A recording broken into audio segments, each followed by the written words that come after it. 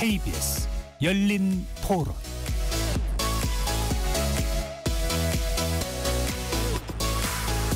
안녕하십니까. KBS 열린 토론 배종찬입니다. 오늘이 12월 23일 2024년이 열흘도 채 남지 않았는데요. 올해는 여러분들에게 어떤 한 해였는지요. 2024년 대한민국은 정치, 경제, 사회, 문화, 외교, 환경 등 다방면에서 역동적인 변화와 과정을 겪어왔습니다. KBS 열린 토론에서는 오늘부터 5일간 2024년 대한민국을 각 분야별로 정리해 볼 텐데요. 오늘은 그 첫 번째 시간 바로 정치 분야입니다.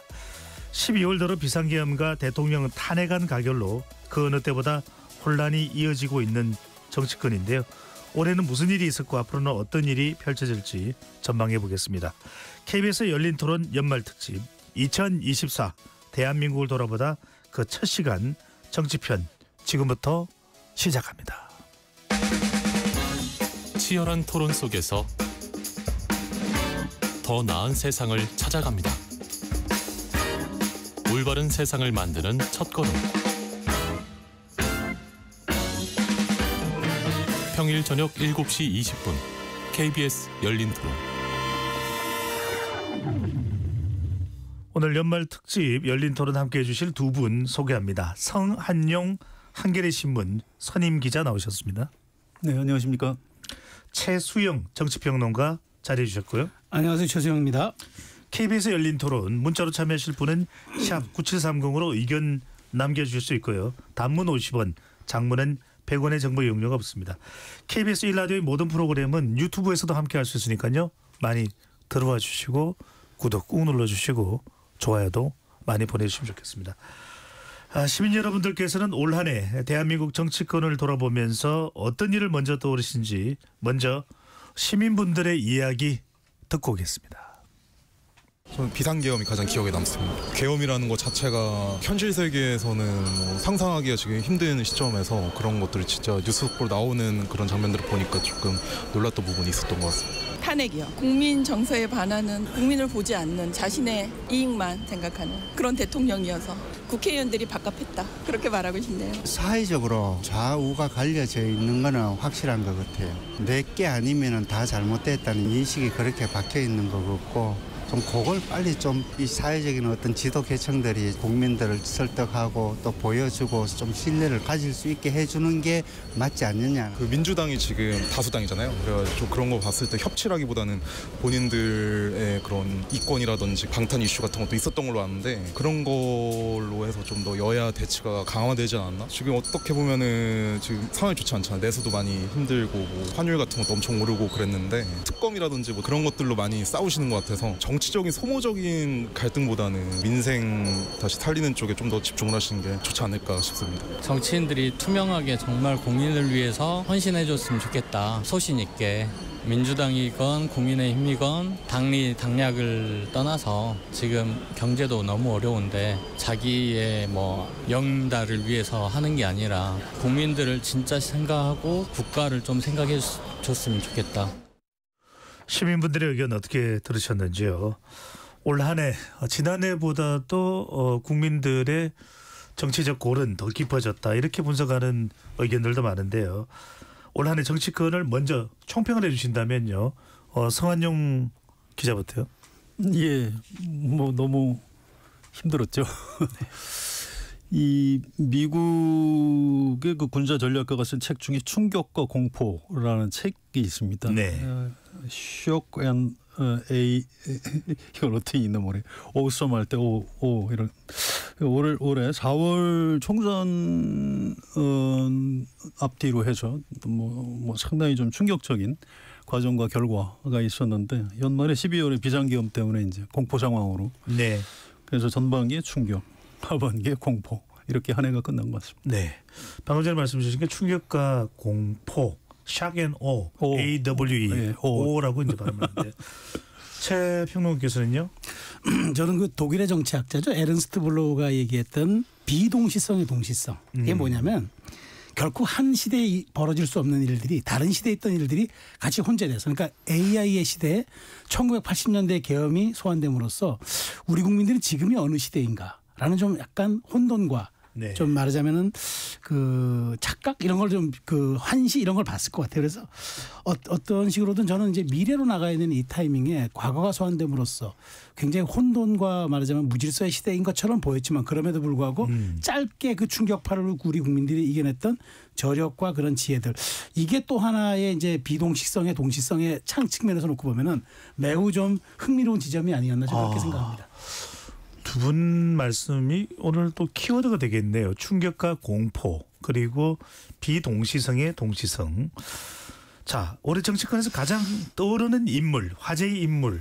이번에는 최수영 평론가부터 꼽아주신다면요? 저는 정말 우리 한국 정치를 짧게 보여줬던 상징적 인물 저는 조국 혁신당 대표를 꼽겠습니다. 네. 왜냐하면 작년 그러니까 총선 직전까지는 2심 재판이 완결된 이른바 기결가 확정된 그런 이제 그 말하자면 이제 뭐 어쨌든 범죄자죠. 그런데 그분이 드라마틱하게 총선에서 살아나서 12석의 정당의 당수가 됐고 그 다음에 탄핵의 쇄빙선으로서 야권의 뾰족한 지형을 이끌다가 12월 달에 다시 또 대법원 확정 판결로 수감돼서 남은 형기를 살아야 하는 이 정말 그 짧은 시간에 보여줬던 드라마틱하고 이 부침이 너무나 파격적인 이 사실을 보면서 한국 정치가 갖는 역동성과 변화성 이것들이 여기 하나에 함축되어 있지 않을까. 거기에는 네. 팬덤도 있고 또 열망도 있고 막 이 모든 것이 막 이렇게 다 뒤에 엉켜 있는 조국이라는 그 인물을 통해서 저는 올 한 해 대한민국 정치의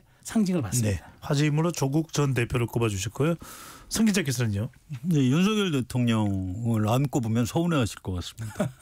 윤석열에 의한 윤석열을 위한 2024년으로 마무리되는 것 같고요.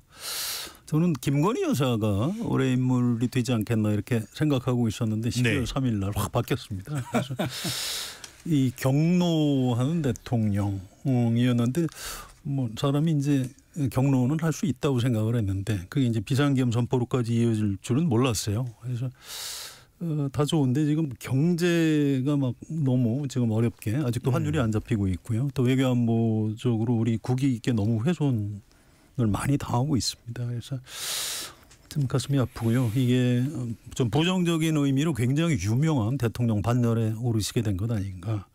제가 좀 연말이라 덕담을 해야 되는데 또 벌써 악담을 하고 있네요. 네. 좀 걱정스럽고 우려스럽고 하여튼 올해 인물은 역시 윤석열 대통령이다. 이렇게 말씀드리겠습니다. 올해의 인물을 윤석열 대통령으로 선택해 주셨는데 성 기자께서 보시기에 이번 비상계엄 사태가 정치적으로는 어떤 파장을 불러왔다고 해석을 하시는지요? 뭐 너무 놀래서요. 이게 보면서도 저거 가짜 뉴스 아니야? 막 이렇게 생각하는 사람이 많거든요. 그래서 제가 이제 특히 그 윤석열 대통령 그 취임사를 한번 다시 찾아봤습니다. 그런데 취임사 굉장히 멋있어요. 내용이 좋습니다. 그런데 뭐 이런 게 있어요. 이 민주주의가 지금 위기에 빠진 이유가 반지성주의 때문이다 하면서 이 견해가 다른 사람의 입장을 좀 조정하고 타협하기 위해서는 과학과 진실이 전제돼야 한다. 참 이 민주주의를 지탱하는 거는 합리주의와 지성주의다. 이제 이런 얘기를 했어요. 그래서 그 얘기를 들으면서도 뭐 참 공감할 만한 내용이다 이렇게 생각을 했어요. 그런데 이번 비상계엄의 배경 중에 하나가 부정선거 음모론이라고 그래서 가만히 저게 무슨 지성주의인가? 뭐 이런. 또 이번에 이제 비상계엄 사태에서 계속 드러나고 있는데 웬 그 무속인들이 주위에 그렇게 많은지 천공의 건진의 뭐 명태균 근데 이번에 또 남자 보살까지 그분이 사령관까지 했다고. 그래서 이게 도대체 어떻게 된 건가? 이게 지성주의고 과학인가 이런 이 아직도 제가 잘 머릿속이 정리가 안 되는 상황입니다. 네. 그래서 혹시 내년에 한번 다시 불러주시면 제가 좀 정리해서 좀 말씀을 드리겠습니다. 네. 최 평론가께서는요. 네. 비상계엄이 가져온 정치적 파장을요. 뭐 대한민국의 그 정치적 현상뿐만 아니라 모든 사회 현상들을 그라운드 제로로 만들었다. 그러니까 그라운드 제로가 우리 뉴욕에서 그때 9.11 테러 때 이제 그 두 쌍둥이 빌딩이 무너진 상태를 우리가 그라운드 제로라 그러잖아요. 그러니까 정치가 사실은 사실 정치뿐만 아니라 모든 게 예측 가능해야 되잖아요. 근데 이게 불가측성으로 만들었다. 그러니까 우리가 군대 가서 제일 힘들어하는 게 뭡니까? 다른 건 다 괜찮은데 일어나고 깨고 뭐 훈련하는 건 다 괜찮은데 이른바 뺑뺑이 선착순이 정말 힘들어요. 왜냐하면 이게 언제 끝날지 모르니까. 도대체 어디까지 내가 뛰어야 이게 끝날지 모른다는 그 말하자면은 예측 불가능이 굉장히 공포심을 갖게 하고 불안감을 갖게 하는데 그게 좀 온 것 같다는 생각이 들어요. 왜냐하면 지금 12월 달이 지금 말씀하신 것처럼 환율도 아직 정리가 안 됐지만 다른 분들이 사실 그러니까 제가 아까 말씀드린 대로 짧은 시간에 우리 국민들의 지혜로 정리는 됐는데 그러나 여기에 가져온 파고들이 그러니까 우리가 왜 파도가 크게 치고 나면 파장이 이렇게 있잖아요. 근데 이게 아직도 계속적인 이제 이게 떨림이 있는 거예요. 근데 여기에서 봤을 때 사람들이 갖고 있는 정치뿐만 아니라 그러니까 정치도 불가측성이 너무 세니까 지금 양당이 싸우고 있는데 어떻게 싸워야 될지는 모르는 거예요. 이게 지금 초식도 안 나오고 전법도 안 나와요. 왜냐하면 평상시에 있을 법한 내용이 아니었기 때문에. 그래서 저는 가져왔던 가장 큰 이제 그 문제가 이게 우리가 지금 말로는 다 대응하고 한다지만 네. 이게 어디까지 갈 것인가에 대한 그런 예측 불가능성이 가장 큰 문제라고 봐요. 네. 제가 좀 추가할게요. 이 사실은 이제 우리가 산업화하고 민주화를 동시에 달성한 전 세계 몇 안 되는 아주 이제 좋은 사례죠. 아주 뭐 자부심 같은 걸 가지고 살았는데 1997년이죠. 선거에 의해서 정권 교체가 된 게 또 그 이후에 여러 차례 이렇게 왔다 갔다 했습니다. 네. 그래서 뭐 박근혜 대통령 탄핵이 한번 있긴 했습니다만 뭐 대체로 한 5년 단위로 대통령이 바뀌었고 또 정권이 이렇게 뭐 바뀌어도 뭐 정치인들이야 뭐 탄압도 좀 받고 했다고 하지만 일반 국민은 뭐 크게 별 문제 없이 정권 교체를 지켜보고 그랬는데 이번에 비상기험을 겪으면서 아 이게 그게 아니었구나. 이게 권력자가 한 사람이 이상하게 생각하고 이상하게 판단을 하면 우리가 지금까지 쌓아온 산업화와 민주화의 성과라는 게 한순간에 와르르 무너질 수도 있다는 거 있구나. 이걸 이제 알게 됐고 그래서 우리 자존심에 굉장히 상처를 많이 받은 것 같아요. 이게 참 걱정인데 다행스러운 거는 이제 여기에 대한 어떤 민심의 저항이 이제 과거 같으면 뭐 이제 저희 세대면은 뭐 짱돌과 뭐 화염병, 뭐 분노 이렇게 표출해 됐을 텐데 지금 많이 진화했더라고요. 네. 이걸 일종의 놀이로 응원봉이 등장을 했죠. 그렇습니다. 이 촛불에서 응원봉으로 진화를 해서 이 뭐 분노를 표출하는 게 아니고 어떤 놀이 문화로 결합을 시켜가면서 이 진화하는 이 모습을 보고 참 경이롭다 이런 생각이 들었고요. 아무튼 어쩔 수 없는 것 같습니다. 지금부터 이 무너진 거 다시 좀 차곡차곡 쌓아가는 수밖에 없습니다. 잠깐만요. 비상계엄 이야기는 이따가 2부에서 좀 더 하도록 하고요. 올 한 해를 우리가 짚어보는 시간이기 때문에 한 주제에만 머무를 수는 없고요. 네.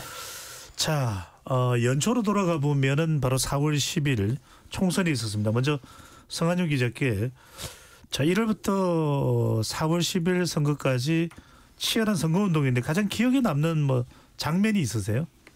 뭐 두 가지인데요. 이게 사실 같은 날 벌어진 겁니다. 하나는 모든 사람이 다 아시는 거고요. 이재명 대표가 습격을 당한 사건이 있었고 저는 그것도 물론 중요하지만 같은 날 벌어진 게 있습니다. 상대적으로 이제 뉴스 가치가 좀 떨어져서 소홀히 취급이 됐는데 윤석열 대통령이 증시 개장식에 참석을 했어요. 같은 날입니다. 그래서 금융 투자 소득세를 내가 폐지하겠다. 네, 1월 2일입니다. 그렇습니다. 증시 개장식은 사실 정치인들도 안 갑니다. 국회의원들도 가면은 좀 안 되는 그런 장소인데 거기에 대통령이 가서 이 증시 부양을 위해서 주식 투자자들을 위해서 내가 이 세금을 폐지하겠다. 결과적으로 성공했어요. 이재명 대표가 견디지 못하고 만세 부르고 지금 폐지하기로 지금 돼 있습니다. 네. 아니 이게 이래도 되는 건지 아무리 총선 승리가 다급해도 여야가 굉장히 어렵게 합의한 어떤 그 조세 정의를 이런 식으로 무너뜨리면 되는 것인가 해서 좀 굉장히 좀 충격적인 장면이었습니다. 네. 방금 전에 이제 성 기자께서 거론하긴 했는데 바로 지난 1월 2일 연초에 새해 벽두에 이재명 대표가 피습을 당했었고요. 그 이후에 이제 또 국민의힘이 배현진 의원이 3주 뒤에 또 습격을 당하는 일이 있습니다. 정치인들의 피습 사건. 최소영 평론가는 또 정치부 기자로 오랫동안 일을 하셨으니까 어떻게 보시는지요? 분명히 이제 사실은 있어서는 안 될 일이지만 이게 비슷한 또 약간 유사범죄 모방범죄 비슷한 또 시기였었어요. 배현진 의원이 그 이어서 했기 때문에. 근데 어쨌든 두 분 뭐 이재명 대표의 뭐 당선이야 뭐 예측이 된 거지만 배현진 의원 사실은 이번에 굉장히 어려운 지역구였는데 물론 이제 뭐 서울에선 좀 그나마 유리한 지역구였다고 하니까 국민의 입장에서는 당선이 됐습니다. 그러니까 뭐 아예 여기에서 일종의 동정 여론들이 좀 없었다. 그 당선에 좀 혜택이 있었다라고 볼 수는 있는 것 같아요. 그런데 저는 여기서 볼 수 있는 거는 이재명 대표의 테러 같은 경우는 사실 제1야당 대표가 정말 목숨이 위험할 정도의 그 테러를 당했거든요. 근데 그 이후에 이제 총선의 그런 것들이 저는 이재명 대표가 당시 그런 일을 당했음에도 불구하고 굉장히 여론이 안 좋았었어요. 왜냐하면 그때 친명행제 비명행사라는 그 8글자의 굉장한 프레임이 작동이 돼가지고 공천을 말씀하시는 거죠? 공천은 안 좋았어요. 그러니까 본인이 근데 그 1월의 상황이 약간 그 본인이 원했던 공천을 이끌어가기는 동력이 된 것 같아요. 만약 그게 벌써 이제와 돌이켜 생각해서 뭐 그 아픈 이 기억이지만 어쨌든 그 당시 테러가 이재명 대표가 당을 뭔가 이재명 당으로 만드는데 굉장히 동력을 제공했던 것도 사실이고 그로 인해서 이재명 대표가 그 병원에 입원했다 서울대병원에서 나올 때 처음에 메시지는 대단히 좋았어요.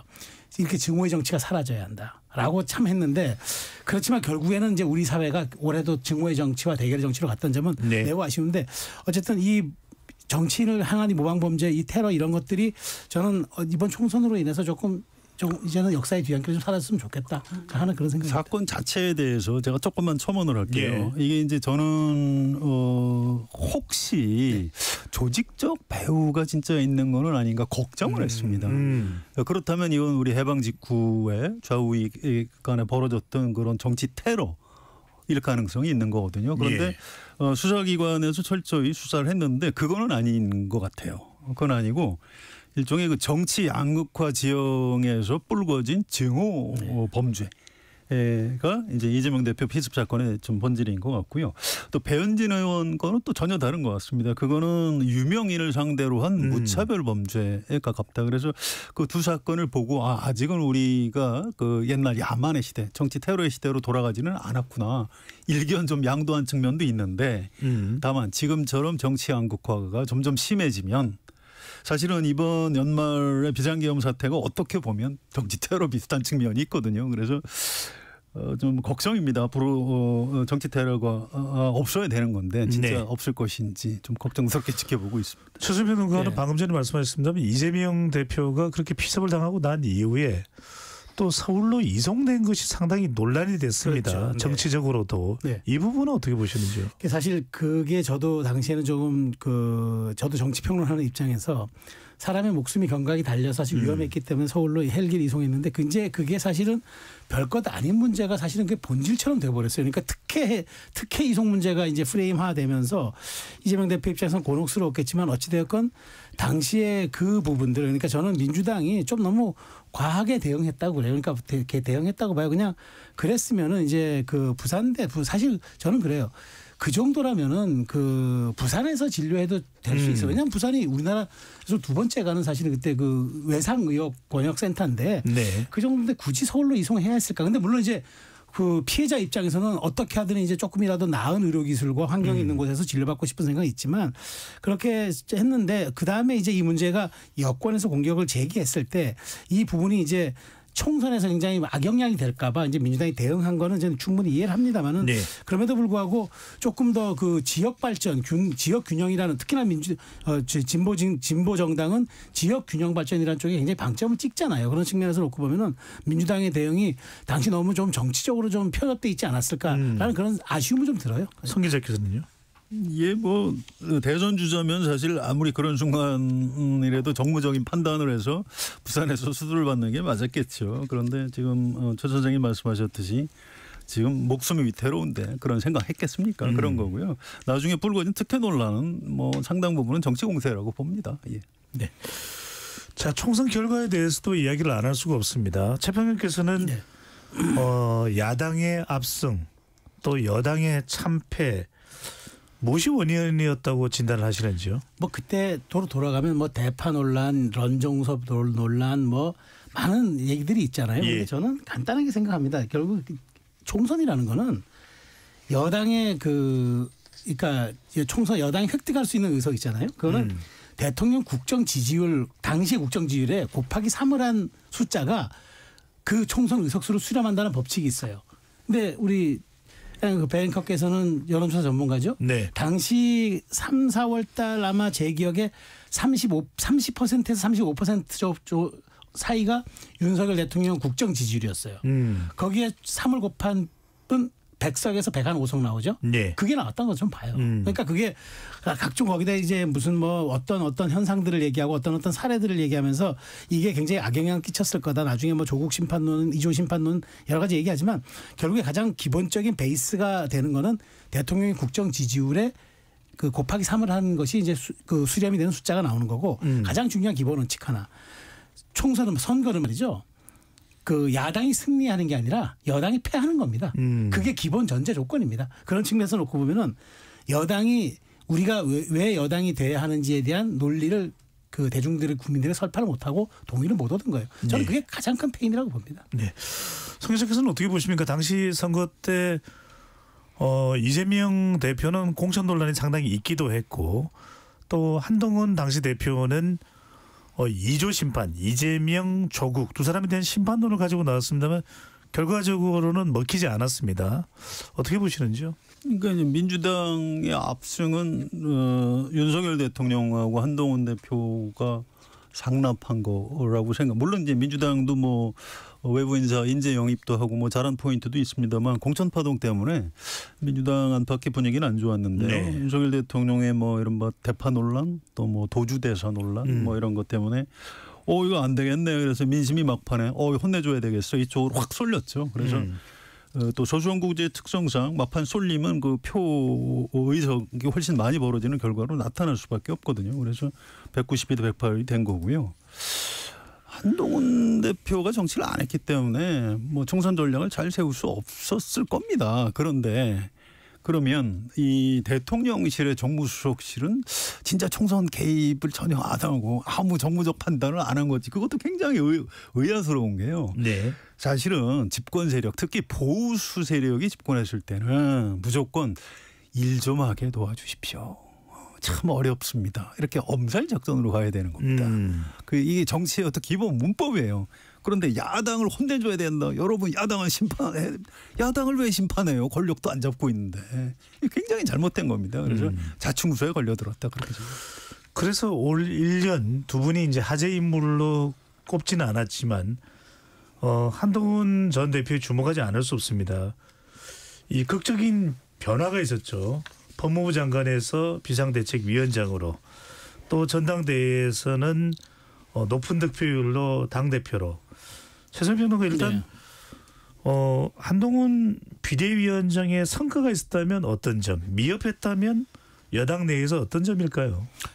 일단 성과로 꼽자면은 그거죠. 보수에도 MZ가 될 수가 있고 보수에도 MZ 세대 출신이 리더가 될 수가 있고 또 굉장한 참신성과 뭐랄까 그 이제까지 보수가 이제까지 가져왔던 어떤 그 안정성 혹은 이런 것보다도 굉장히 그 선명한 그 이슈에 대한 그 돌파로 뭔가 좀 주목을 끌 수 있겠다 이런 좀 긍정적 신호. 그러니까 세대 교체와 어떤 시대 교체에 대한 변화의 신호를 보수 진영 쪽에 줬다는 것은 굉장히 저는 좀 고무할 만한 일이라고 생각하는데 가장 중요한 건 한동훈 대표가 실패한 거는 바로 여야 갈등을 촉발한 거죠. 그러니까 대통령 임기가 2년 6개월도 안 된 상태에서 네.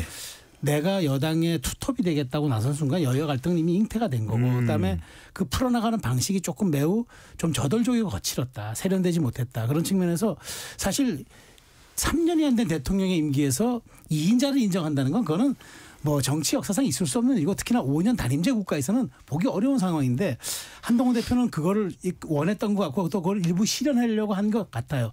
그런 게 현실 정치에 부딪혔는데 실제로 본인이 그걸 돌파할 수 있는 추동력이나 정치적인 힘이 있어야 하는데 실제 그렇지 못했고 그런 어떤 일종의 좀 그 말하자면 본인이 동력이 부족한 점을 자꾸 다른 걸로 메꾸려 하다 보니까 간극이 더 커진 게 아니냐. 전 그렇게 실패 원인을 분석합니다. 네.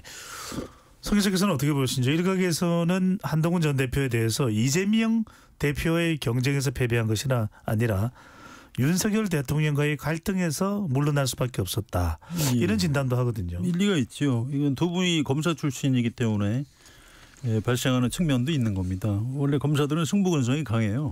범죄자를 잡아야 되고 고학을 척결해야 되기 때문에 질 줄을 모릅니다. 그런데 정치인 특히 보수 정치인은 잘 져야 돼요. 그래서 작은 전투에서 저 사람이 진 것 같은데 끝나고 보면 그 사람 말대로 됐네. 전투에서 지고 전쟁에서 이기는 이게 이제 보수 정치의 특징인데 그런 걸 알 정도로 윤석열 대통령이나 한동훈 대표가 둘 다 정치에 익숙하지 않았던 것 같습니다. 그래서 자기들끼리 막 자존심 싸움하고 이러다가 이제 몰락한 것 아닌가 싶고요. 아까 그 야당 심판 얘기도 그래서 설득력이 없는 겁니다. 이분들이 다른 직업 출신이면 몰라도 검사 출신인데 검사 출신 대통령하고 검사 출신 여당 대표가 야당 대표 저 범죄자다 계속 그렇게 얘기하면 뭐 있네. 저 검찰하고 법원에 얘기해서 저 야당 지금 다 탄압한 거 아니야? 이렇게 되는 거예요. 오히려 그 이재명 대표의 사법 리스크를 반감시켜주는 측면이 있는 겁니다. 그래서 굉장히 역시 이 정치를 그렇게 그 검찰에 굉장히 우수한 사람들이지만 정치를 그렇게 아무나 쉽게 하는 게 아니다. 저는 이번 총선에서 그런 교훈을 얻어야 된다고 봅니다. 네. 자, 총선에서의 교훈이 참 중요한데 총선 이후에 협치가 되는 듯 보이기도 했습니다. 윤석열 대통령과 이재명 대표 간에 해동이 있었죠. 그렇죠. 뭐 영수회담이라는 용어가 적절치 않다.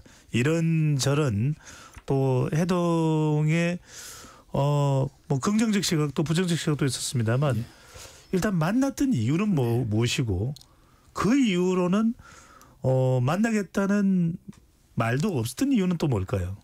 저는 올해 계엄령을 촉발했던 윤석열 대통령의 정치 실패. 어쨌든 계엄령에 촉발한 근원은 대통령의 정치 실패인 겁니다. 정치가 실패하니까 계엄을 불러올 수밖에 없었죠. 계엄을 동원할 수밖에 없었는데 가장 크게 저는 원인이 됐던 게 그 당시 총선 이후 이재명 대표를 만났을 때 어떻게 하든 그걸 끌고 나가고 이끌어 나가고 계속적인 제2, 제3의 만남을 만들므로써 여의도 정치에 뭔가 손을 내미는 모습을 대통령이 보여야 했는데 그게 실패한 겁니다. 왜냐하면 총선 결과 정확하게 분점 정부거든요. 디바이드 거버먼트예요. 그러니까 행정 권력은 윤 대통령이 갖고 있지만 입법 권력 이번에 보십시오. 법안 하나 탄핵 하나 뭐든지 야당이 맘먹으면 다 됩니다. 그런데 여당이 맘먹으면 하나도 안 됩니다. 입법 권력에서. 그러면 정확하게 이것이 이제 분점 정부라고 인정하고 손을 내밀고 가야 했어야 했는데 안 했고 이재명 대표는 이제 즐겼던 것 같아요.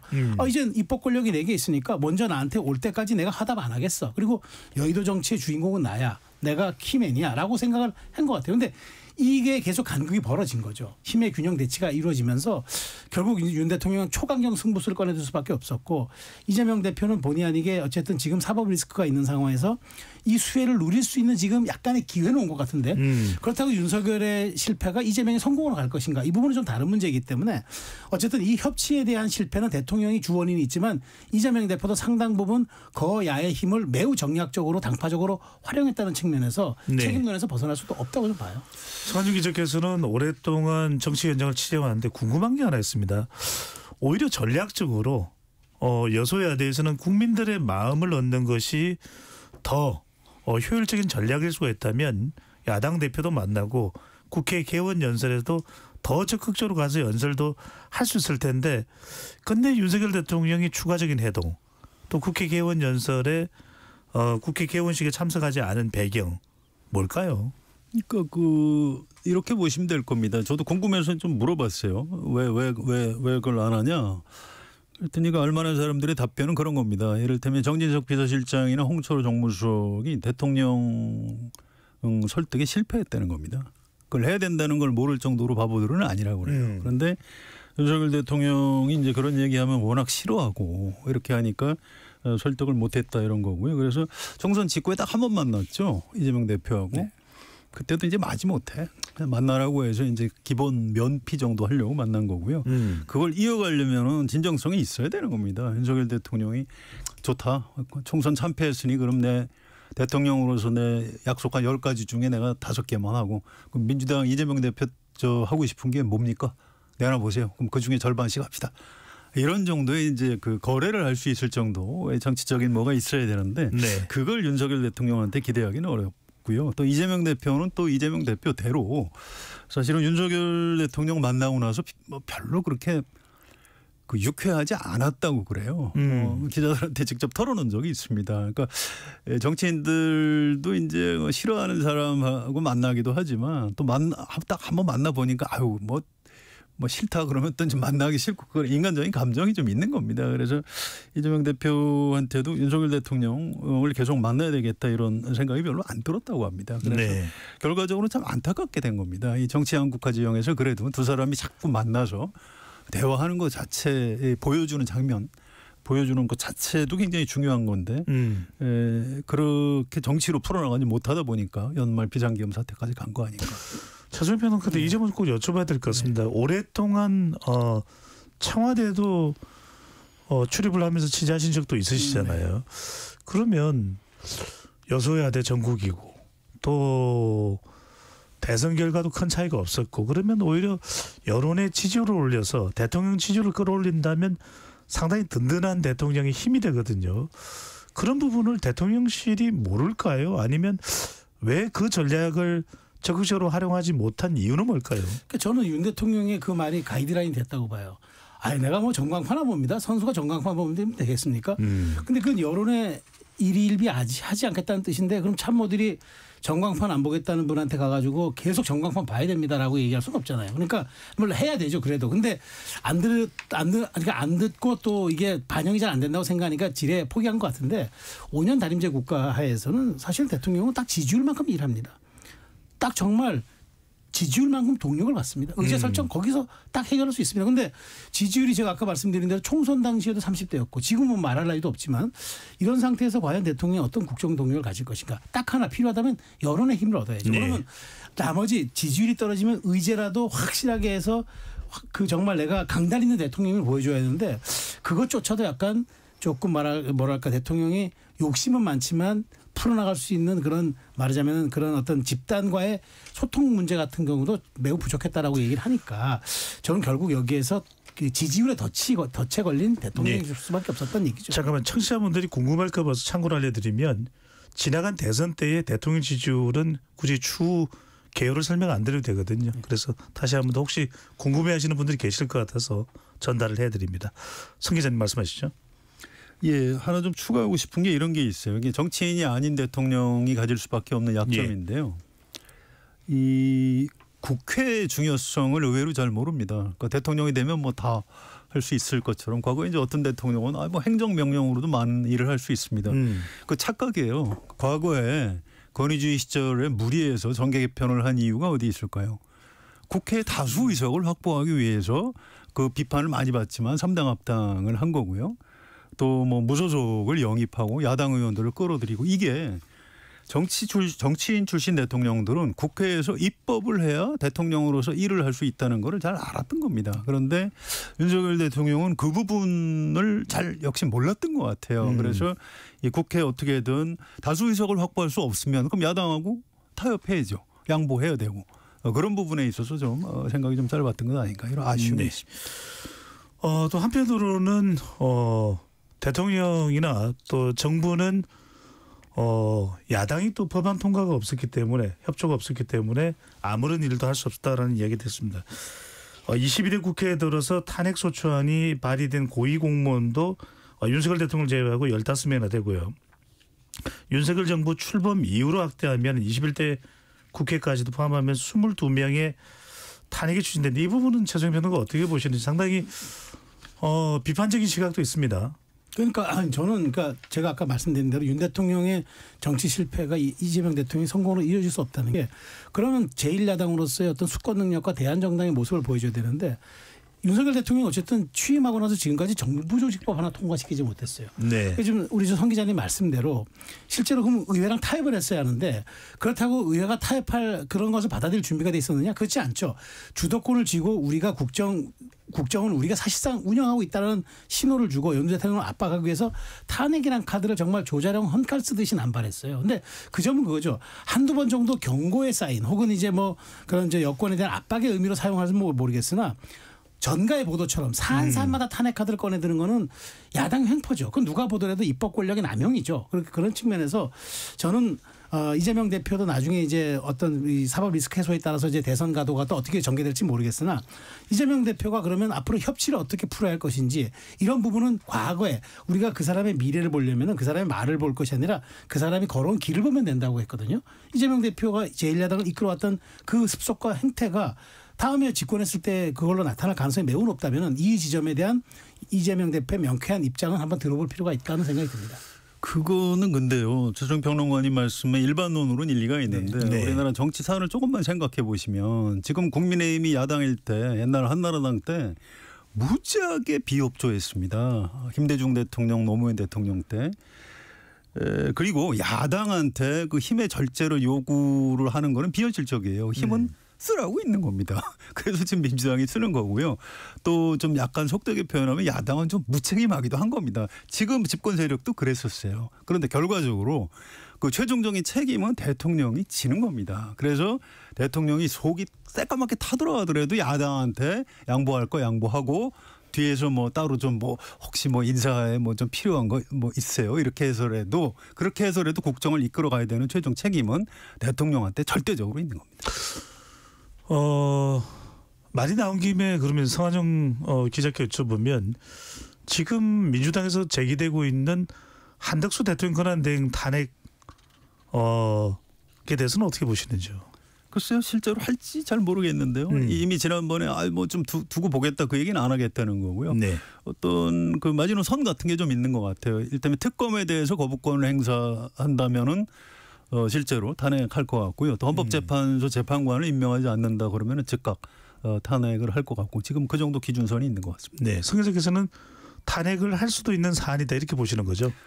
그 정도 되면 지금 민심은 내란 특검이나 김건희 특검에 대해서 압도적이지 않나요? 네. 또 재판관을 6명만 가지고 헌법 재판을 하라는 게 말이 됩니까? 탄핵 심판 그건 안 되죠. 그래서 그때는 뭐 탄핵을 해도 될 것 같습니다. 최평론가는 어떻게 보십니까? 뭐 저도 그것 또한 이제 사실 여론과 이제 행정의 괴리가 있는 건데 뭐 이런 얘기 하잖아요. 우리가 흔히 얘기하는 지금 윤석열 대통령에서 윤석열의 지금 권한대행이 아니라 대통령의 권한대행이라 그러면 헌법과 법률이 정한 그런 정확한 기준 속에서 거부권이든 인면권이든 행사해 줘야 한다. 근데 저는 그래요. 전 특검 법안 그러니까 나머지 좀 뭐 정책 법안들은 뭐 이미 지나간 거니까 특검 법안에 어쨌든 위헌적이고 독소적 조항은 분명히 있어요. 그러니까 야당 추천한 특검이 무조건 특검을 이어간다.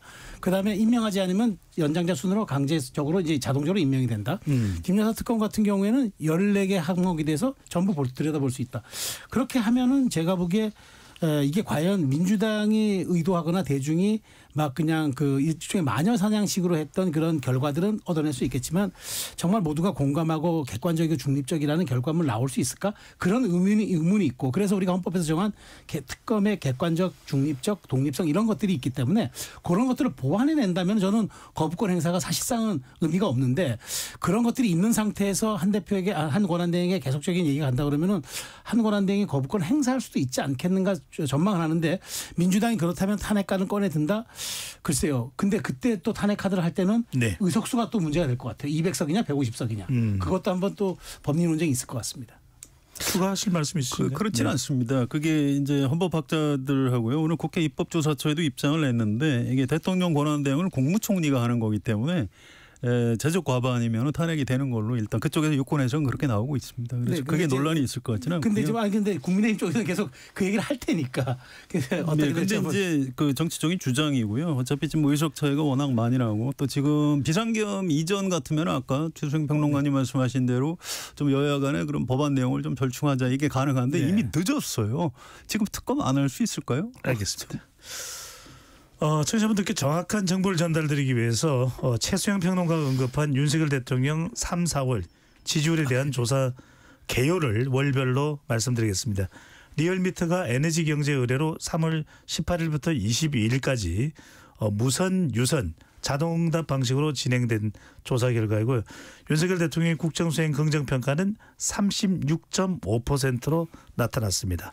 리얼미터가 에너지경제신문 의뢰로 4월 15일부터 19일까지 실시한 유무선 자동응답 조사에서는 윤석열 대통령의 국정수행 긍정평가가 32.3%로 나타났습니다. 자세한 사항은 중앙선거론조사 심의위원회 홈페이지에서 확인 가능합니다.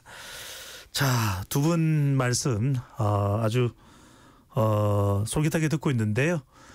또 로고 듣고 더 깊숙이 2부에 들어가도록 하겠습니다. 2부로 돌아오겠습니다.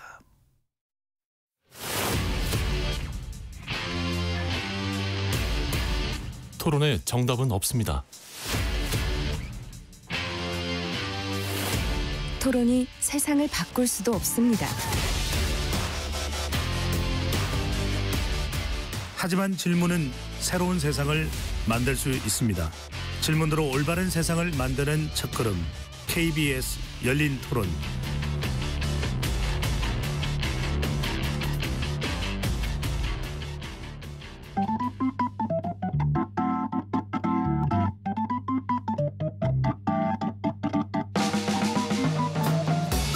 세상을 바꾸는 질문, 열린 토론이 시작합니다. KBS 열린 토론은 언제나 열려 있습니다. 단문 50원, 장문 100원의 유료 문자 샵 9730, 그리고 KBS 어플리케이션 콩으로 여러분의 의견을 남겨주세요. KBS 열린 토론 연말 특집 2024 대한민국을 돌아보다 그 첫 시간으로 정치 분야를 들여다보고 있습니다. 스튜디오에 최수영 정치평론가, 성한용 한겨레 선문 선임 기자 두 분과 함께하고 있습니다. 자, 4월 달에 총선이 있을 거예요. 총선 이후에 윤석열 대통령과 이재명 대표 간의 회동도 있을 거예요. 다시 무더운 여름으로 오면은 두 당 모두 전당대회가 있습니다. 7월에는 국민의힘, 8월에는 또 더불어민주당의 전당대회가 있었는데, 우선 국민의힘에서는 한동훈 대표, 또 민주당에서는 이재명 대표의 연임 결과가 나왔는데, 두 분은 어떻게 이 결과를 진단을 하시는지 먼저 최 평론가부터요. 그러니까 민주당 경선보다 이제 그 국민의힘 경선이 그 굉장히 관심을 끈 거는 원래 그렇잖아요. 저 한국하고 미얀마 축구보다 한국하고 한일전이 관심을 끄는 것 아니겠습니까? 예. 그 원래 감동보다는 갈등이 그 원래 이 관심을 끄는 속성인데, 국민의힘은 초반부터 이미 문자 읽고 씹었다는 그 1심 논란에서부터 윤 대통령을 어떻게 할 것인가에 대한 당 대표들의 그런 포지셔닝까지 정말 다양하고 다이내믹했죠. 치열했습니다. 근데 민주당 경선은 어대명 하여튼 그 초반부터 그냥 이재명 대표의 대선을 지표했던 선거고, 다만 최고위원이 누가 될 것인가가 약간 흥미로운 지점이어서 초반에 관심을 잠깐 끌었는데 정봉주 이른바 정도사의 낙마로 그것 또한 이제 사실은 큰 관심이 또 없어졌는데, 결국 국민의힘의 흥행이 사실 여당의 대표의 그 선거가 흥행이 된다는 그 자체가 이미 윤석열 정부의 어떤 비극성을 좀 내포하고 있었다, 저는 그렇게 평가하겠습니다. 네. 국민의힘 전당대회가 상당히 관심을 끄긴 했지만 친한과 친윤계의 갈등을 좀 적나라하게 보여줬던 그런 또 전당대회 성격이도 했죠. 그렇죠. 그런데 이제 그게 총선을 왜 졌는지 책임론하고 관련이 있는 겁니다. 예. 그게 이제 한동훈 대표 때문에 졌다 그러면 다시 나오면 안 되는 거죠. 그런데 일반 민심도 그렇고 국민의힘 지지자 다수도 그렇고, 그건 윤석열 대통령이 잘못해서 진 거 아니냐. 그렇다면 자연스럽게 한동훈 대표한테 기회를 한번 더 주는 게 옳지 않느냐. 또 다른 대안도 없지 않느냐. 이렇게 해서 이제 한동훈 대표가 된 거죠. 그런데 저는 그때 윤석열 대통령이 한동훈 대표 안 되게 하려고 막았거든요. 근데 못 막더라고요. 그래서 저거 레임덕인데 이렇게 생각했고요. 대통령이 지금 민심을 잘못 읽어서 총선에서 참패했는데 당심도 잘 못 읽는 것 같네. 저 개인적으로 그런 그 인상을 아주 강렬하게 받았고요. 그때 그 겪었던 좌절감이 쌓여서 12월 비상계엄으로 이어진 것 아닌가, 이런 추측이 좀 됩니다. 네. 전당대회를 이어서 비상계엄과 또 연결을 해서 분석을 해주셨는데, 방금 전에 이제 성 기자께서는 그런 말씀 주셨어요. 윤석열 대통령이 막으려고 했지만, 이른바 친윤계가 막으려고 했지만 한동훈 대표 당선을 막을 수는 없었다. 그렇다면은 왜 그 이후에 당이 한동훈 대표 중심으로 장악되지 않았을까? 이것도 궁금해지네요.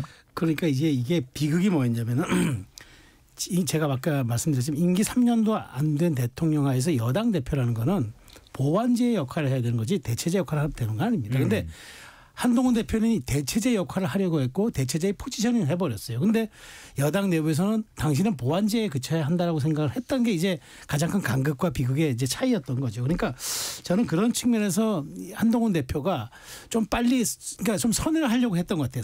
선회를 하려고 했는데 스탠스가 아주 어정쩡하게 돼버린 거예요. 그러니까 확실하게 대통령의 편을 들 수도 없고 이미 차별적인 지지로 당대표가 됐기 때문에 자신의 정체성을 보여줘야 하고 근데 그것이 당으로 되돌아오면 자신의 리더십이 수렴되지 못하고 완전한 비주류고 그런 아주 어정쩡하고 애매한 상태가 지속되다 보니까 여당이 국정의 주인이라는 동력은 고사하고 오히려 분열과 갈등을 자꾸 내포함으로써 야당에게 주도권을 완전히 내줘버리는 그런 형국이 돼버린 게 저는 한동훈 대표의 또 하나의 어떤 그 말하자면 비대위원장으로는 실패지만 당대표로서에도 굉장히 그런 흐름을 잘 못 읽었다는 측면이 조금 아쉬운 대목이 있어요. 또 완전히 장악을 할 정도의 시도를 하기 좀 힘들었다. 그렇죠. 냉정하게 보면. 저는요 그게 책임당원들의 당심하고 네. 의원들의 이해관계가 좀 차이가 있다고 봅니다. 한동훈 대표는 아무래도 이 당심 지지자들의 지지를 받는 사람이고요. 의원들은 이해관계가 좀 다를 수밖에 없죠. 현직 대통령이 아직은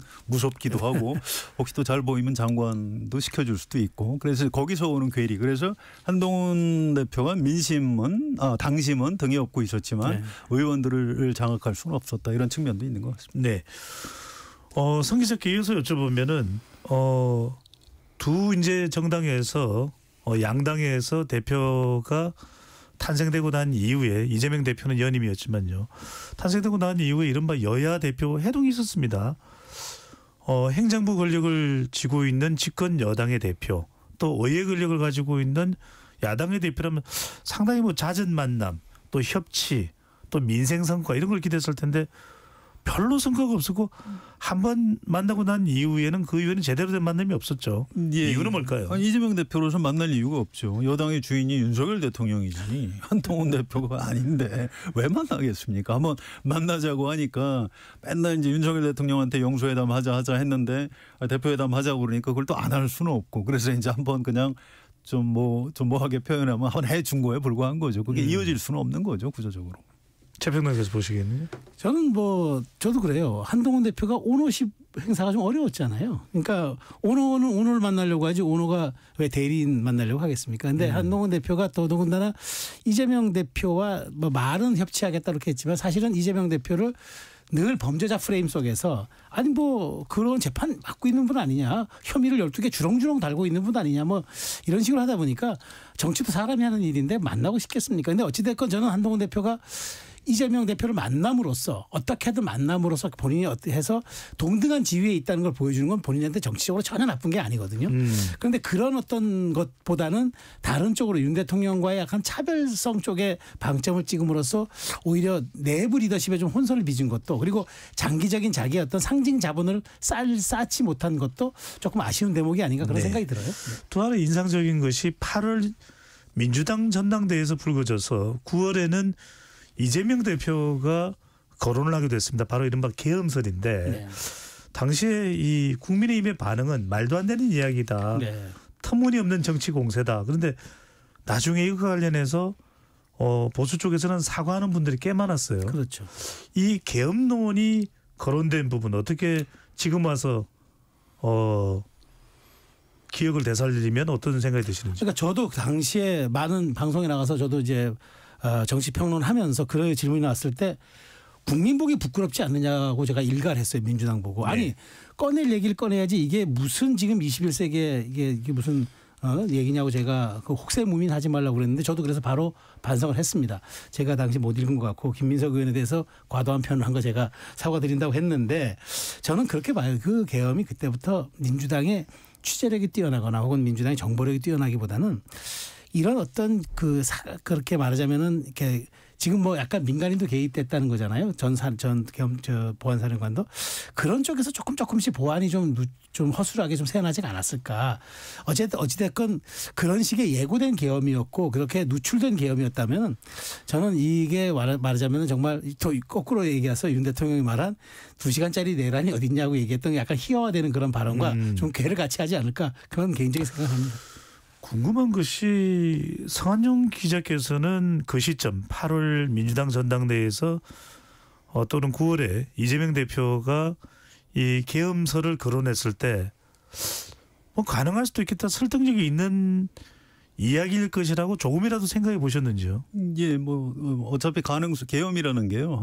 항상 준비를 합니다. 일종의 작전 계획 같은 걸 세워놓게 돼 있고요. 근데 이제 그걸 위해서 분위기가 조금 이상해지면 실무자들이 이거 이상하네. 그래서 여기저기 제보를 해요. 언론사에도 제보가 오는데 에이 그 뭐 되겠습니까 이제 이러고 넘기는 경우가 많고 예. 또 언론에서 함부로 그걸 기사를 쓸 수는 없죠. 다만 이재명 대표도 그거를 이거 계엄을 할 것 같다라고 확신을 하고 그때 얘기를 한 건 아니라고 합니다. 다만 이런저런 이제 첩보 수준의 뭐 또 정보 수준의 이런 제보들이 오는데 이 사람들이 진짜 미치지 않은 다음에 이걸 할 일은 없는데 어쨌든 경고용으로 이제 그 얘기를 했던 거죠. 근데 그게 나중에 현실이 되는 바람에 미래를 내다본 것처럼 이렇게 되는 그런 측면이 좀 있습니다. 성 기자가 보시기에도 가능성 크지 않다고 봤는데 그게 현실이 됐다. 그렇습니다. 그렇게 보는 게 맞을 겁니다. 이게 윤석열 대통령도 계엄을 그때부터 치밀하게 준비했다기보다 준비를 시켰을 겁니다. 내가 언제든 결심만 하면 할 수 있게 한번 시나리오를 좀 만들어 봐. 이렇게 뭐 이제 물론 수사를 통해서 좀 더 밝히기는 해야 되는데요. 근데 이제 실제로 대통령이 비상계엄을 해야 되겠다라고 결심하는 거는 전혀 다른 차원의 문제거든요. 예. 그래서 그 당시부터 윤석열 대통령이 비상계엄을 준비를 차곡차곡 해서 이렇게 터뜨린 것 같지는 않습니다. 네. 성 기자께 좀 이어서 여쭤보면 이 지난 이 9월 상황입니다. 9월, 10월 이제 10월 달이 국정감사였죠. 그렇죠. 10월 달이 국정감사였죠. 그때 정치권에서 가장 큰 이슈는 명태균 리스트 스캔들이었어요. 네, 그렇습니다. 명태균 씨였죠. 그 당시 초반에 이 국민의힘의 대응은 이른바 정치 브로커이고 전혀 근거 없는 이야기다라고 그렇게 비중 있게 인식하지 않는 것처럼 보이지만 결과적으로는 상당히 큰 영향을 미친 거 아니냐 이렇게 보는데 그렇습니다. 명태균 씨가 이 국민의힘 또는 정치권에 미친 영향 어떻게 보시는지? 그게 관련이 있죠. 역시 비상계엄하고도 연결이 되는 지점입니다. 결국 김건희 여사가 뭔가 공천에 개입했다. 윤석열 대통령도 개입했네. 목소리가 나왔지 않습니까? 이제 이러면서 뭔가 이제 정권 차원의 위기감이 높아갖고 그게 비상계엄으로 이어진 측면이 있다고 보고요. 이게 지금 비상계엄 때문에 덮였어요. 이제 사람들이 안 쳐다보고 있는데 이거 어차피 다시 또 수사를 해야 됩니다. 근데 저는 개인적으로 이게 진실을 밝히긴 해야 되겠는데 저는 윤석열 대통령 말대로 윤석열 대통령이 명태균 씨를 진짜 얼마나 가까이 했을까에 대해서는 좀 의구심이 있어요. 좀 휘둘렸을 수는 있겠다. 그런데 진짜로 그 사람이 그렇게 호가호위하는 게 다 100% 진실일까? 이 부분은 수사기관에서 좀 정리를 잘 해주시고 저는 어쨌든 윤석열 대통령은 우리나라의 대통령이었다가 지금 탄핵 소추된 상태인데 네.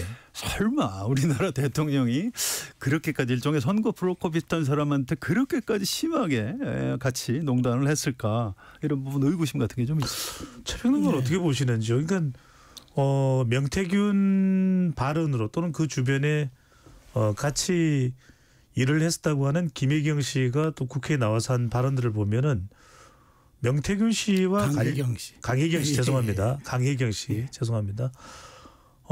한두 명이 아니거든요. 네.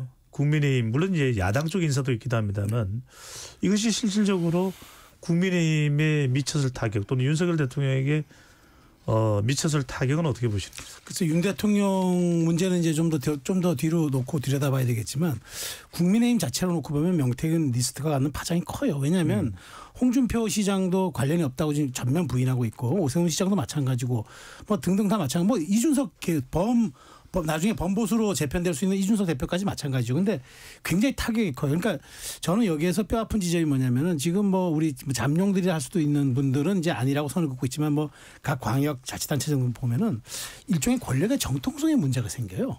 근데 보수 입장에서 보면 보수라는 게 일종의 품격, 그다음에 어떤 책임성, 그리고 이제 신뢰 이런 것들이 사실은 상징 자본과 같은 그런 자산들인데 그런 것들이 지금 사실 위협을 받고 있는 형국이거든요. 물론 이제 수사 결과가 나와서 어디까지가 정확한 개입이었다라고 이제 얘기하면 좀 달라지겠지만 어쨌든 지금까지 전개된 파장으로 놓고 보면 야권보다는 여권 전체에 미칠 파장이 크기 때문에 그리고 이게 앞으로 향후 대선 국면에 잠재적 그 후보들에게 어떤 또 이제 말하자면은 영향을 끼치고 좀 여러 가지 타격을 줄 것인가 이 부분은 계속 살아있는 지점이어서 명태균 리스트가 지금 잠시는 묻혀 있지만 어쨌든 드러나 수면 위로 다시 이제 수사 결과가 올라올 때 이 부분이 굉장히 관건이 될 것 같다는 생각이 듭니다. 네. 근데 그것 때문에 여당이 다 뭐 정치인들이 명태균 씨한테 뭐 돈 거래를 했다든가 여론조사를 가지고 장난을 치게 했다든가 전 그렇게 믿지는 않습니다. 우리나라 지금 국민의힘 그 정치인들이 그 정도로 타락한 사람들은 아니에요. 그래서 이거는 오히려 수사기관에서 수사를 철저히 해서 좀 잘 가려줬으면 좋겠어요. 그러니까, 예. 요거까지는 맞고 요거는 아니다 이렇게 해야 되고요. 또 어쨌든 명태균 씨하고 깊숙이 관련이 있는 정치인들은 책임을 져야 됩니다. 그래서 지금 명태균 씨가 일종의 그 여권 안에 그 정리 담당을 좀 하는 그런 측면이 있어요. 그래서 사실은 전 개인적으로 이 기회에 좀 여당 여권 안에서 정치 지도자들도 좀 이렇게 약간 좀 정비를 할 필요도 있는 겁니다. 네. 과거에 나왔던 분들 또 뭐 어제 오늘 또 대선 출마 뭐 얘기 저 홍준표 대구시장이 벌써 오늘 띄우고 있던데 썩 그렇게 뭐 좋아 보이진 않아요. 뭐 대선 출마야 본인이 알아서 하시는 거지만 그래서 보수 정당 안에서도 이 기회에 좀 일정 부분 좀 정리를 하고 좋은 정치인들을 좀 발굴하는 계기로 삼으시면 어떨까? 네. 물론 이제 명태균 씨와 관련된 수사를 통해서 어떤 진위 여부가 밝혀진 건 아니니까. 그렇죠. 네, 아직 진행 중이죠. 어떤 뭐 정치적 차원에서는 그렇게 판단할 수도 있다라는 의견으로 받아들이겠습니다. 앞서 명태균 씨와 관련 있는 인물은 강혜경 씨라는 거 다시 한번 더 정정해서 전달을 드리도록 하겠습니다. 이른바 이제 명태균 씨와 관련된 황금폰 이야기도 나오는데 그런 내용들이 향후에 물론 이제 지금 비상계엄의 탄핵 심판 국면이기 때문에 더 이상 추가적으로 주목받지는 못하고 있습니다만 어떤 영향을 미칠 것으로 보이는지. 저는 명태균 씨가 아주 마지막까지 좀 이런 표현 방송용으로 괜찮지 모르겠습니다만 사악하다는 생각이 들어요. 왜냐하면 그 황금폰 자기의 뭐 핵심적인 거 민주당 박주민이 오면 주겠다는 거잖아요. 그렇게 얘기해가지고 이제 서로 뭐 얘기가 주진 않았는데 그렇다면 저는 이런 생각이 드는 거예요. 그러니까 결정적 증거들을 야당에 넘기겠다는 거는 본인의 어떤 말하자면 죄값을 일종의 정치적인 이런 플리바게니 뭐 그러면서 이제 야당이 이것을 정치적인 공세를 활용할 수도 있는데 차라리 엄정하게 수사기관이 정확하게 판단할 수 있도록 해주는 게 맞는데 그런 식으로 하는 거에 대해서 저는 이분이 정말 마지막까지 자신의 어떤 그런 좀 형량을 담보로 한 정치적인 딜을 하는 것 아니냐 이런 생각도 들어서 황금폰 물론 실체 밝혀야 합니다. 경찰이 초기 대응에 또 검찰이 초기 대응에 실패한 것도 맞아요. 뭐 마창되게 벌였다는 걸 찾지도 못한다 뭐 이런 식이었는데 수사의 의지가 있었는지 아니면 뭐 능력이 부족했는지 모르겠습니다만은 지금이라도 어쨌든 황금폰의 실체를 밝혀줘야 한다는 거. 그래야만 국민들이 나중에 수사 결과에 납득할 수 있을 거 아니겠습니까? 알겠습니다. 지난 3일 윤석열 대통령이 비상계엄을 선포를 했습니다. 지금 이 시점까지도 윤 대통령이 왜 비상계엄을 선포했는지 두 번의 대국민 담화문 발표했지만 이해하지 못하는 국민 또 시민들이 많습니다. 이걸 또 두 분께 좀 여쭤보지 않을 수가 없는데 성 기자께서는 윤 대통령이 정치적 해석은 떠나서 윤 대통령이 왜 이런 비상계엄 선포를 했다고 보시는지요? 가짜 뉴스를 너무 많이 보신 것 같은데요. 그거 아니면 설명이 안 됩니다. 확산 편향이 너무 심해져가지고 음모론이라는 게 그래요. 지금도 아폴로 11호가 달 착륙을 안 했다. 지구가 사실은 평면이다. 네. 뭐 이렇게 유튜브 들어가면 굉장히 많이 볼 수 있습니다. 물론 부정선거였다. 이렇게 얘기하시는 분들 나름대로 뭐 진정성이 있겠죠. 그런데 상당수는 장사 속이 있는 겁니다. 그렇게 아주 자극적인 음모론을 통해서 돈을 벌려고 하는 사람들이 있고요. 사실은 그거 만드는 사람들이 다 실제로 부정선거라고 믿냐 하면 그렇지도 않아요. 제가 알고 있는 다른 진실이 좀 있습니다. 그런데 그걸 본 하필 대한민국 대통령이 그걸 이제 저건 진짜 맞는 것 같아라고 믿은 거죠. 그래서 중앙선관위원회에다가 군인들을 보내고 지금 도저히 납득할 수 있는 일이 벌어지고 있고 뭐 아주 그 흉악한 그 용어들이 많이 나오고 있지 않습니까? 두건을 씌워서 뭐 어디 벙커 밑에 데려가야 되고 뭐 이런 얘기. 이 부분은 지금도 수사 중이라서 저도 지금 매듭을 지어서 말씀 못 드리겠고요.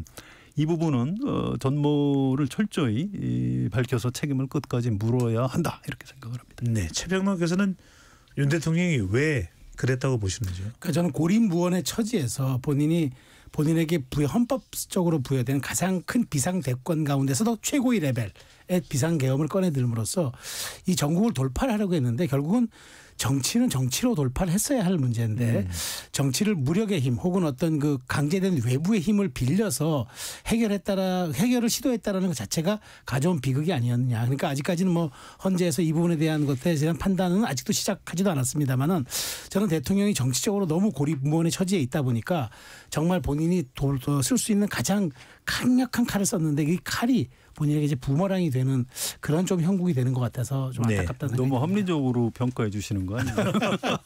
석 기자님. 8년 전에 이 박근혜 당시 대통령 탄핵 국면과는 차이가 있습니다. 어디가요? 국민의힘 내부가요. 여당 내에서는 탄핵 찬성파 의원들도 있긴 하지만 지난번 탄핵 소추 가결에서는 85표가 반대표였죠. 여당 내부의 모습.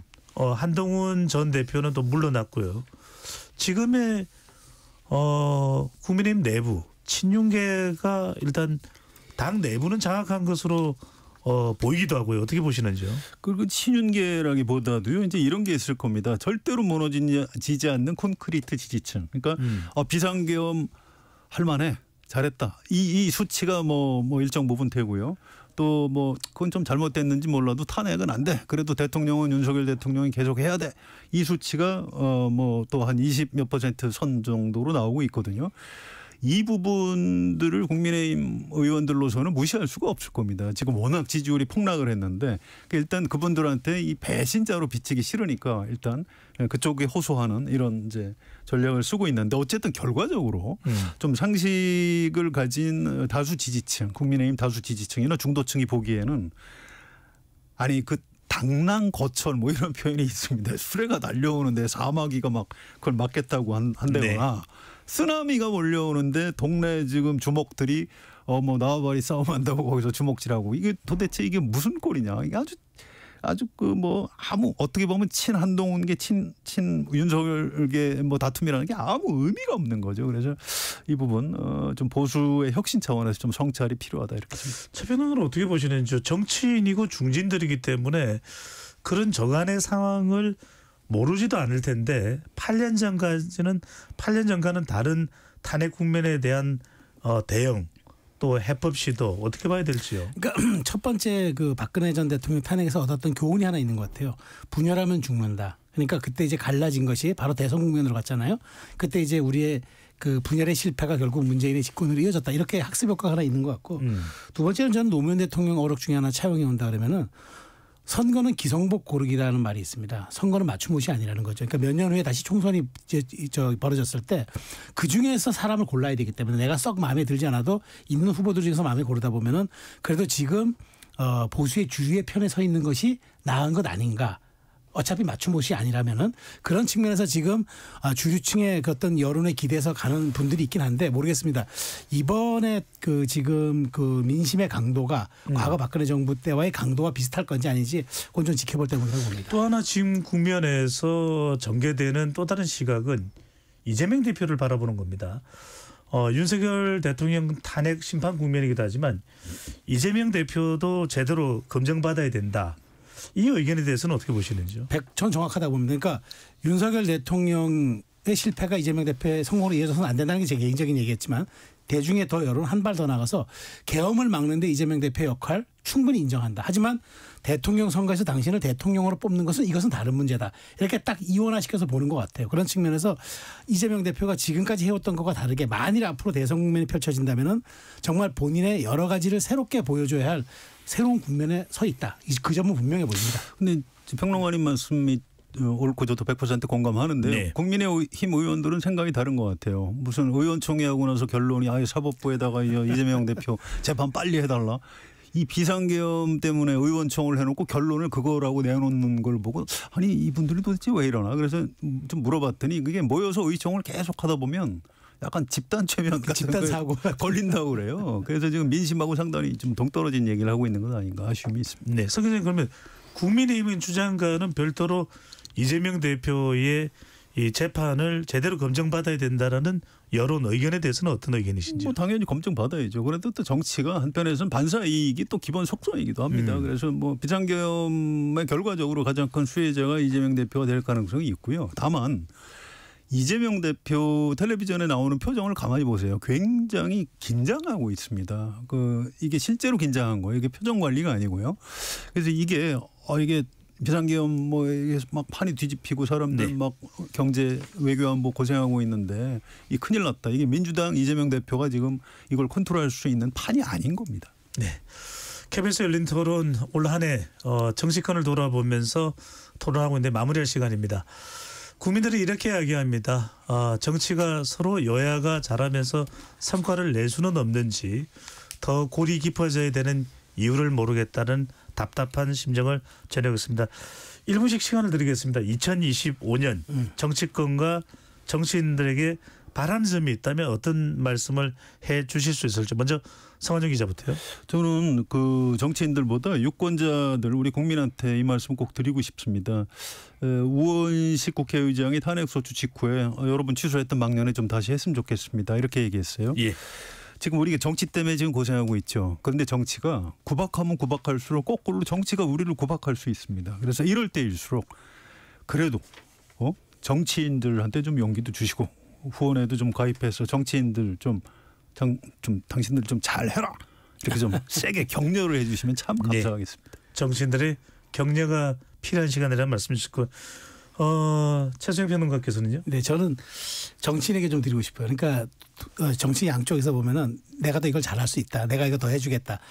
이제 그런 말 안 했으면 좋겠어요. 팽창주의 시대는 지났고 누가 이제부터는 지속 가능한 복지와 지속 가능한 성장을 얘기할 수 있는가. 그게 가장 핵심이거든요. 귀에 쏙 들어오는 스티커 메시지는 하나입니다. 그게 내 마음속에 있는 말일 때 살아 움직입니다. 지금 뭘 해주겠다보다 이런 시대가 앞으로 도래할 테니까 저희가 그걸 준비하겠습니다. 라고 얘기하십시오. 그러면 동의가 될 거고 본인들이 다시 선택받을 수 있습니다. 네. 두 분의 말씀만 들으면 희망이 보이는데 과연 우리 국민들도 2025년도 새해에는 정치로부터 희망과 비전을 얻을 수 있을지요. 한번 기대해 보겠습니다. 앞서 성한용 기자께서 말씀하신 나와바리는 세력권 자신의 구역인 우리말로 대체하겠습니다. KBS 열린 토론 연말특집 2024 대한민국을 돌아보다 첫 번째 시간으로 정치편 토론을 진행했습니다. 이것으로 모두 마무리하겠습니다. 두 분 토론 고맙습니다. 감사합니다. 지금까지 KBS 열린 토론 배종찬이었습니다.